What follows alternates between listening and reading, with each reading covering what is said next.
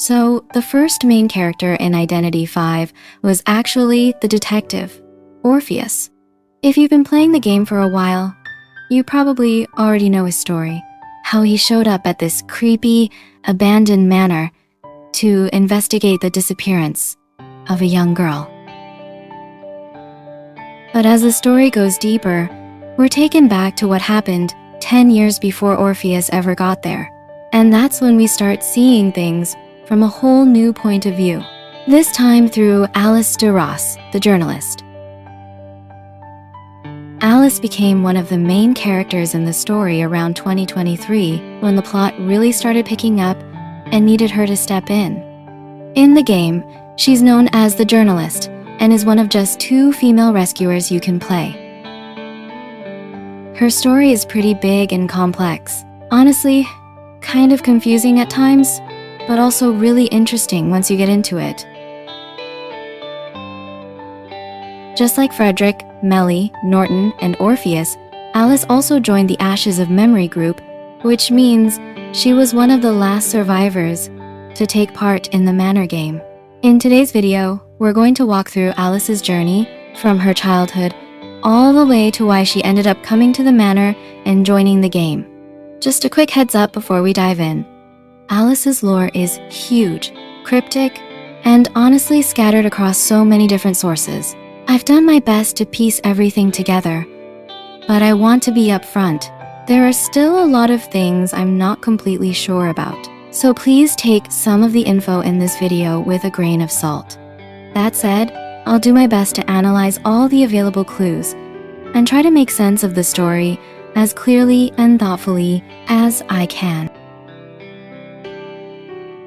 Also, I separate her lore into 2 parts, since I found out that her lore is kinda bigger than expected. The first part of her lore will cover her childhood life, while her second part will cover her life after the Manor Incident happened.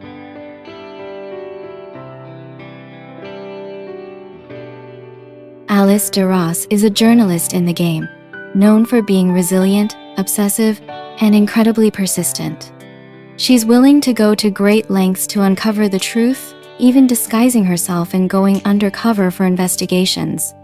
In 1902, she arrived at Oletis Manor to investigate its dark history and the tragic incident that happened years earlier. She's also searching for someone from her past, strongly hinted to be Orpheus, the novelist. When it comes to her character's inspiration, there weren't many well-known female journalists during the Victorian era. However, one real-life figure who may have inspired Alice is Elizabeth Seaman, better known as Nellie Bly. Nellie Bly was a groundbreaking American journalist, inventor, industrialist, and humanitarian. Her investigative and undercover reporting during the late 19th century broke down gender barriers in journalism and helped shape the modern investigative style.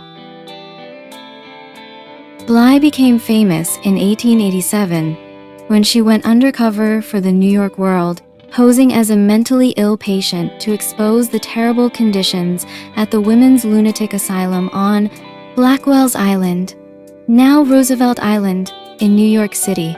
Her experience was published in 10 Days in a Madhouse, shocking the public and leading to major reforms in mental health care. This daring act showed her courage and dedication to social justice, as she was willing to risk her safety to reveal the truth, even after facing repeated rejection in her attempts to investigate.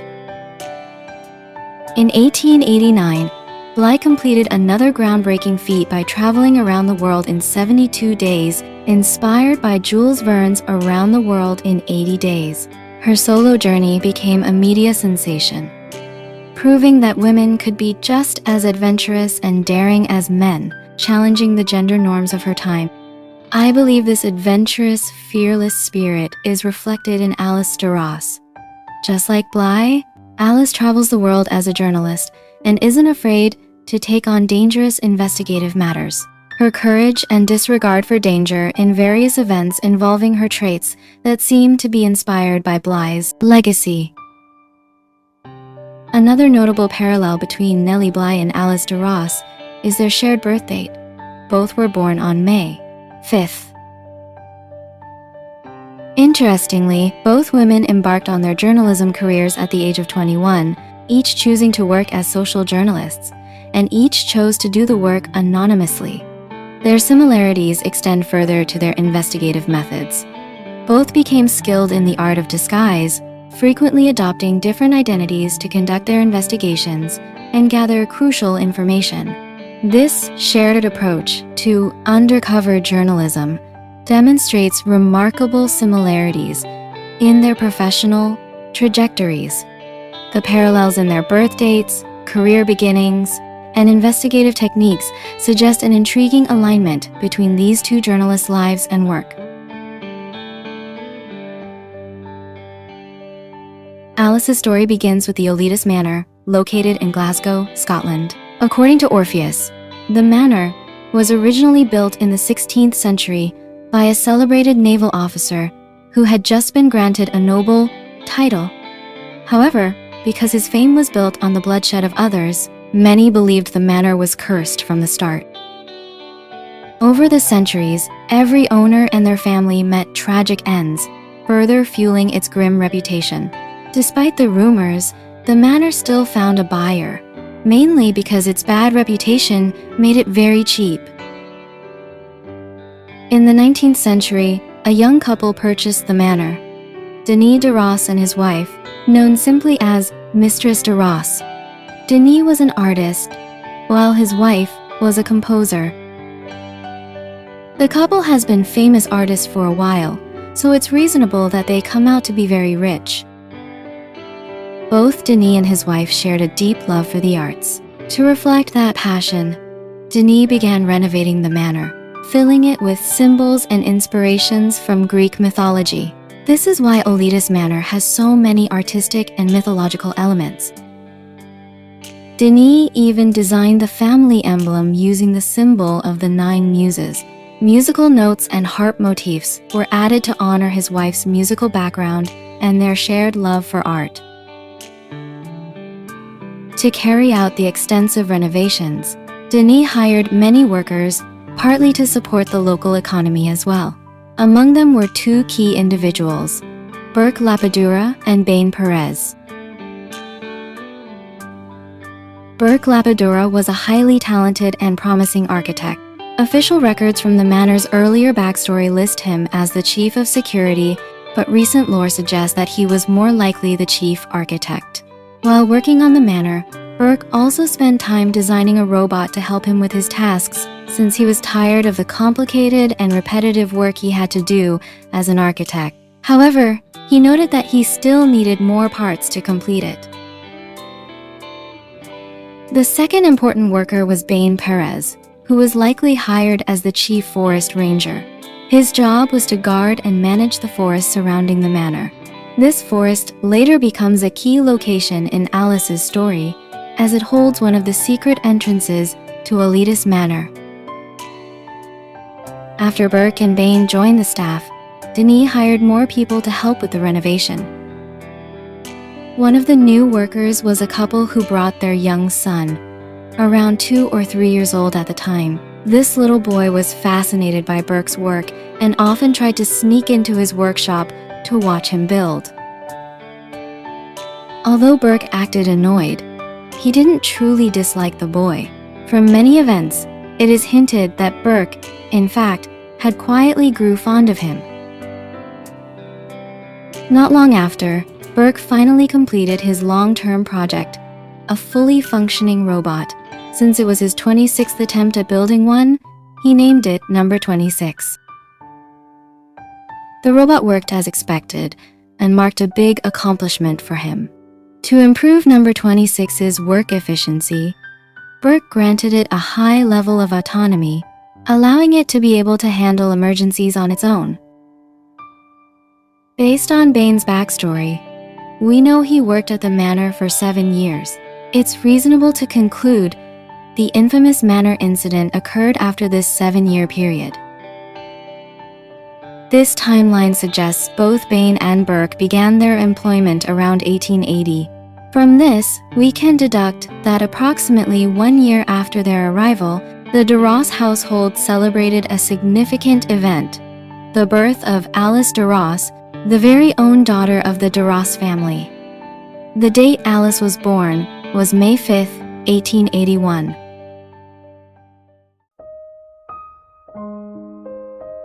When Alice was born, the little boy, who is the son of the workers Denis had hired, was around 3 years old. Because Olitas Manor was located in a remote, isolated area, there were no other children around Alice's age. Naturally, the boy became her only playmate. As they grew up together, Alice and the boy developed a close friendship. With loving parents and a kind, understanding friend by her side, Alice grew into a polite, cheerful, and happy child. She and the boy spent much of their time playing together. In the 2022 Christmas event, it's hinted that the two used to play hide-and-seek in the forest. This made Bane, the forest ranger, concerned enough to report it to Burke. While Burke made some attempt to respond to the matter through his robot, he was actually pleased. Since the boy was now focused on playing with Alice, he stopped sneaking into Burke's workshop and disturbing his work. The children enjoyed many kinds of games together. In Ashes of Memory 1, Alice mentions that the boy loved to write and often read his stories to her. According to the 2022 Christmas event, he also played the flute for her. And from the time of reunion and the Orfeo event, it's revealed that the two often reenacted the myth of Orpheus and Eurydice, with the boy playing Orpheus and Alice as Eurydice. This recurring roleplay became a core part of their bond, and ultimately, the reason why the boy would later become known in the game as Orpheus. While Burke was relieved the boy had found a new focus, he forgot one important detail. The children still paid attention to his robot. Number 26. Burke had given the robot a high level of autonomy, and as a result, it began to develop self-awareness. Eventually, the robot called itself Bonbon, but it turns out the name Bonbon came from Alice. When she first met the robot, she greeted it cheerfully. "Nice to meet you, Bonbon." That innocent moment left a lasting impact for the robot. Burke was irritated, insisting that tools didn't need names, especially not a sense of identity. He repeatedly tried to rewrite Number 26's programming to erase its newfound personality.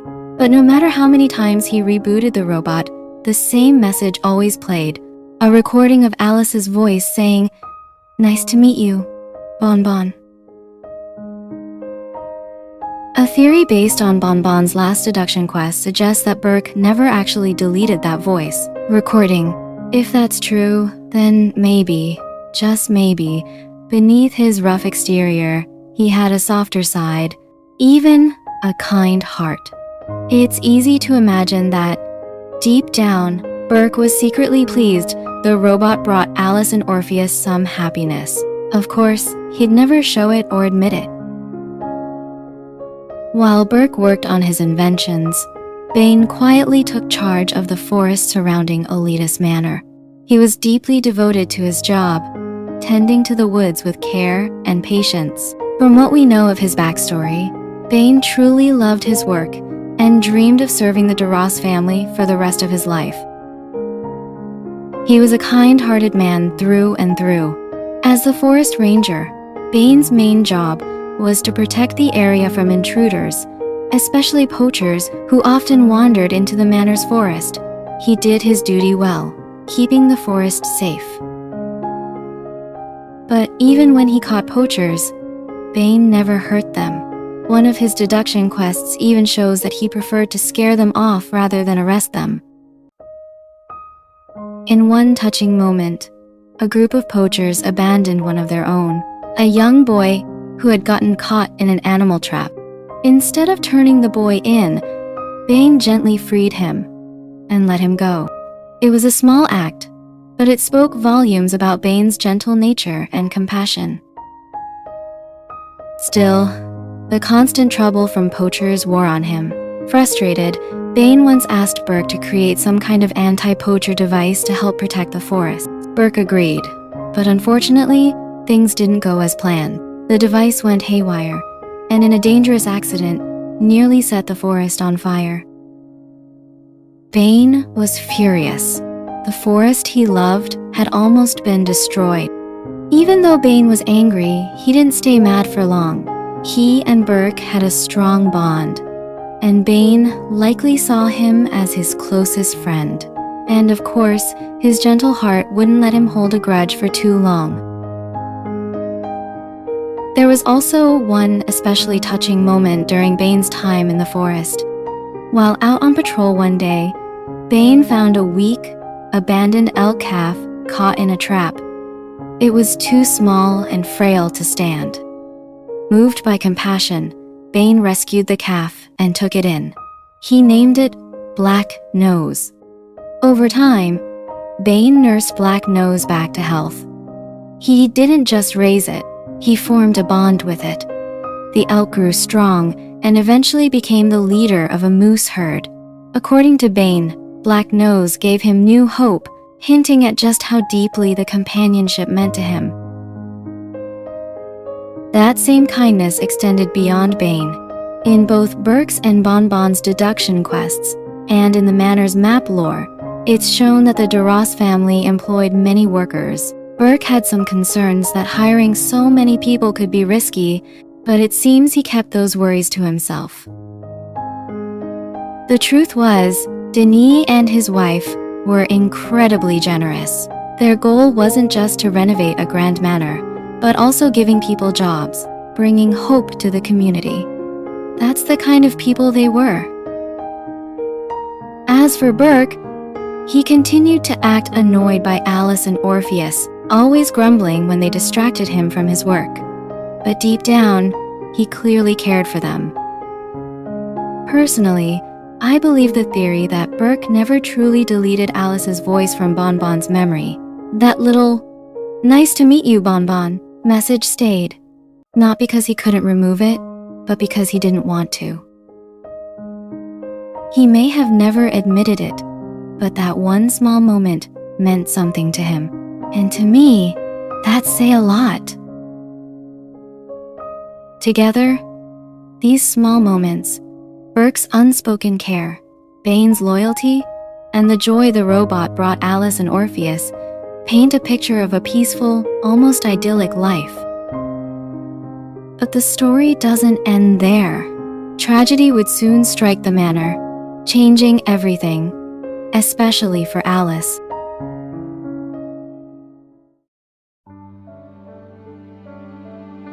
Burke had his concerns when Denis decided to hire so many workers for the manor. He feared that bringing in too many people from outside could be dangerous.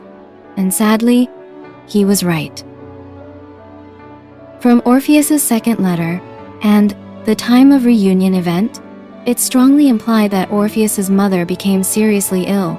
A clue led to her diagnosed with a serious lung cancer, and it was bad enough to push the family into a financial crisis. It seems likely that Orpheus's father, though not confirmed, borrowed money from someone to pay for her treatment. That lender later ended up in prison, leading many to believe he was a loan shark. Still, let me clarify one thing. This is still just a theory. The story never outright confirms that it was Orpheus's father who took the loan, though in my opinion, the clues strongly suggest it. There's another interpretation floating around, that the sick family member wasn't Orpheus's mother, but rather Mistress Deross. I've tried to follow that line of reasoning, but I can't make sense of it well enough to discuss it properly. So for now, I'll stick with the first theory. Back to the story, what we do know is that the family first tried to treat Orpheus's mother at a wealthy private clinic. Maybe they hoped that better care would save her.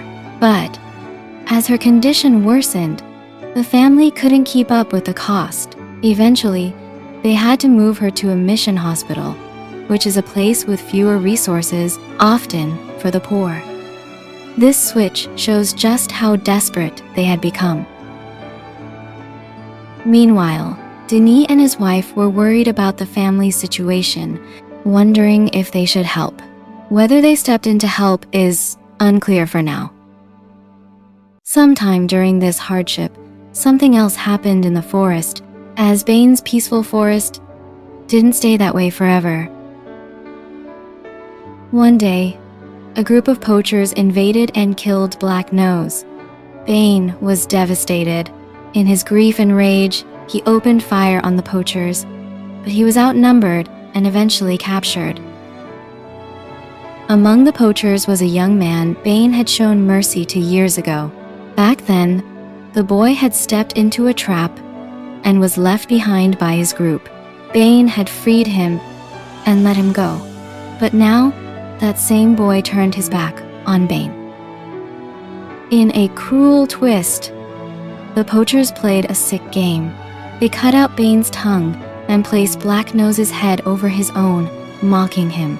They chased him through the forest until he fell into one of his own traps. Bonbon, now armed with limited security features, tried to chase the poachers away and nearly destroy the forest in the process. Burke, satisfied but still worried about Bonbon's explosive delay system, sought help from Tracy's father, Mark, to improve it.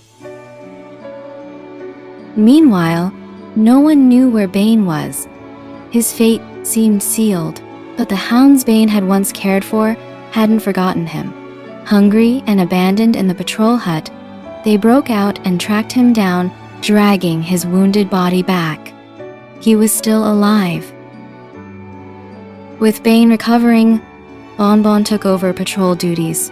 Around this time, Alice and Orpheus were still wandering the forest occasionally. Now, let's circle back to Orpheus's father. The timing of Bane's capture seemingly lines up with when Orpheus's father supposedly began doing something terrible. As hinted in Bonbon's deduction quest, it seems he told, or forced Orpheus, to steal from the manor, perhaps to repay their mounting debt. Burke caught on but never seriously punished Orpheus, partly because Orpheus said that he would take the blame himself, and seemingly because Denis forgave him out of kindness. Either way, Orpheus was forgiven and remained at the manor. But then something critical was stolen, something that could open every door in the manor. It wasn't a traditional key, but a piccolo that played the song of a nightingale. The Deross had given the piccolo to Orpheus previously, but Orpheus's parents took it away from him because, accidentally, Orpheus told his father that the piccolo is the key that can open every door to the manor. Due to Orpheus's carelessness, his father figured out how to use it. Whether driven by greed or sheer desperation, he planned a raid on the manor using that piccolo as the key. That's one version of the story. Another theory, based on lore from Season 18 Essence 3 and Season 19 Essence 1, suggests that there was a rare, valuable plant hidden at the manor, something outsiders wanted badly. Whatever the reason, the result was the same. The manor was attacked.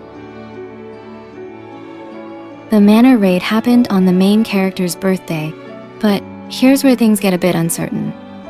I say main character because, honestly, I'm not entirely sure whether the story is meant to center around Orpheus or Alice at this point.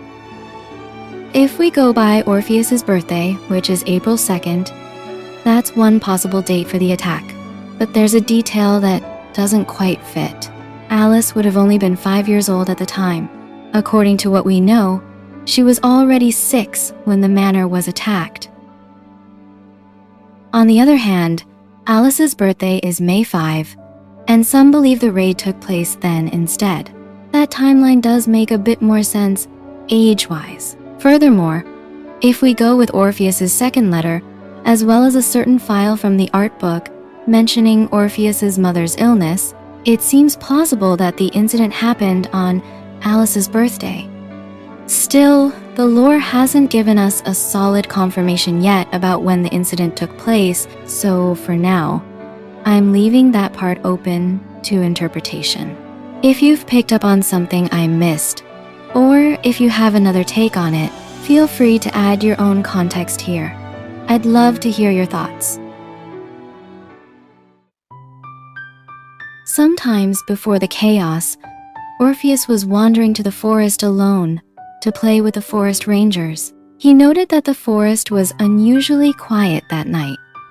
When he was about to go back to the manor, he realized that the piccolo used to open the manor's gate were not in his possession, and when he finally reached the manor, the chaos has already erupted. The manor was ransacked and on fire. He rushed back inside. Denis, desperate to save his daughter, told someone, be it Orpheus or his wife, to take Alice and run, telling them not to look back. Take her and run! And don't turn back! He was slaughtered afterwards. Alice's mother hid her under a bed before being killed as well.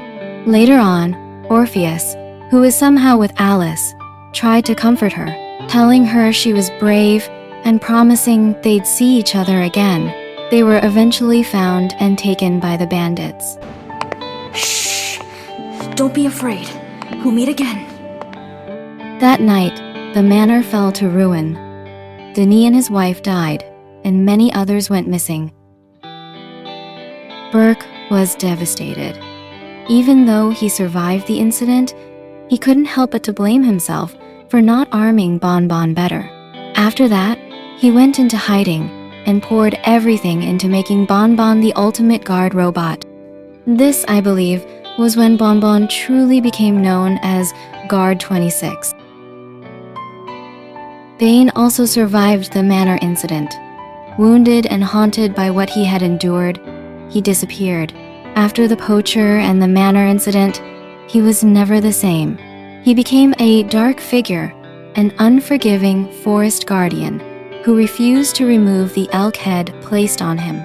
People began to call the place he guarded the Forest of No Return. Somehow, Orpheus and Alice were separated and abandoned. Still, we know that Orpheus seemingly went into hiding. The raid changed him completely. According to Bane's second letter and Orpheus's hollow skin story, he was filled with vengeance and hatred. The time of reunion story and lore from Season 18 Essence 3 suggests that he even lost his identity, becoming someone else entirely. He started conducting secret medical experiments for reasons unknown, possibly to erase Alice's memories of that night, believing she had suffered enough. As for Alice, she spiraled into hysteria. The press called her the Girl of Doom, and people accused that she was cursed. Eventually, she was sent far away from Glasgow to Devonshire, England, where she was placed in the White Sand Street Asylum. And that's the end of part 1. We'll continue Alice's story in part 2, which will cover whatever happened to her after the unfortunate Manor Incident. If you notice something I miss or want to add any context, or just want to ask something, feel free to type them in the comment section. Thank you so much for watching. Silmina, signing off.